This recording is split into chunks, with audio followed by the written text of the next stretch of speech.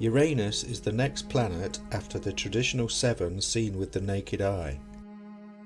The energetic characteristics associated with Uranus are rebellious, revolutionary and unpredictable out-of-the-blue breaks with tradition and the status quo. Many people consider the timing of its rediscovery to be no coincidence, when taking into account its energetic construct and the year it was recorded, which happened to be right between the American and French revolutions.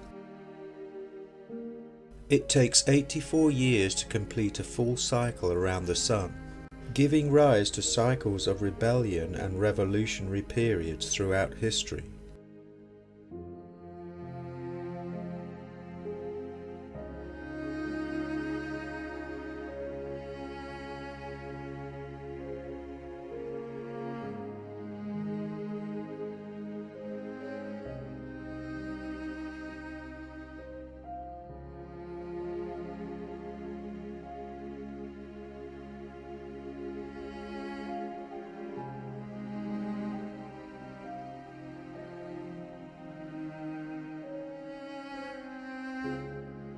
When we examine the orbits of both Uranus and Saturn as they move around the Sun, we find, according to Wikipedia, that Saturn takes 10,759.22 days to complete a full cycle, while Uranus takes a staggering 30,688.5 days. If we take year 0 on the modern calendar to be our benchmark, a profound year which was so significant a new calendar had to be created, we can extrapolate these planetary cycles to see what dates in the future will be heavily influenced by both Saturn and Uranus, corresponding to the same position they were in at year 0. When Uranus has completed 23 full orbits of the Sun, it will find itself back in the same position it occupied during the modern calendar's reset. This takes place in 1933 when the German National Socialist Party came to power. The number 23 is often used by white supremacists because it represents the letter W for white, which is the 23rd letter of the alphabet.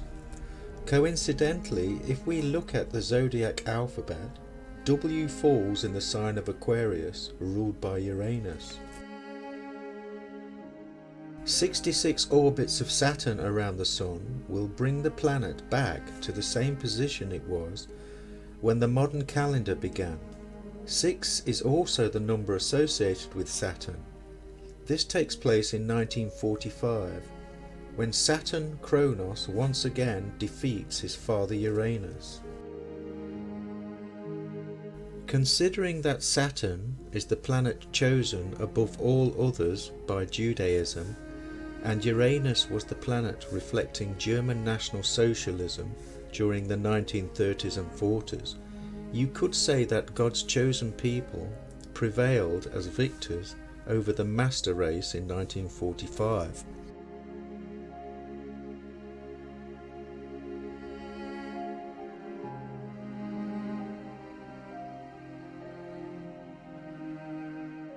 The ancient myths talk about Uranus imprisoning Gaia's youngest children deep within the earth. This did not sit well with Gaia. She made a sharp sickle from flint and asked her sons to castrate their father. Only Kronos, the youngest, was willing to perform the gruesome task. Kronos is also known as the planet Saturn. He ambushed his father and, after castrating him, threw his parts into the sea. From the blood which fell to the earth came the giants of old. This ultimately concludes with the story of David and Goliath, where David finally puts an end to the giants. Both Saturn and David are synonymous with Judaism. If we examine the revolutionary cycle of Uranus after 1933, by adding another 84 years to that date, we come to 2017.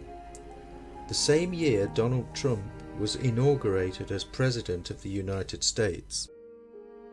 When this is put in perspective with Mars's influence over the beginning of each new epoch, eschatology found within all the major monotheistic religions may need to be revisited.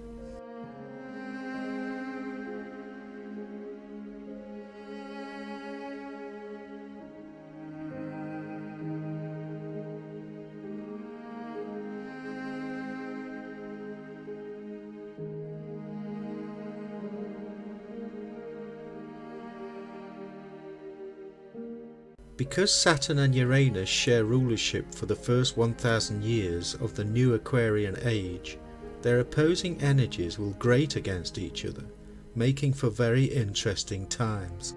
A glimpse into the future of humanity can be found within the movie Star Wars, by portraying the opposing forces of Saturn and Uranus very well. The Empire, representing Saturn's characteristics, tries to control the Republic, which represents all the freedoms associated with Uranus. The Empire is symbolized by a six-pointed star, with Darth Vader at the helm of the dark side. The symbol for the Republic is an eight-pointed star, Uranus being the next planet after the original seven seen with the naked eye.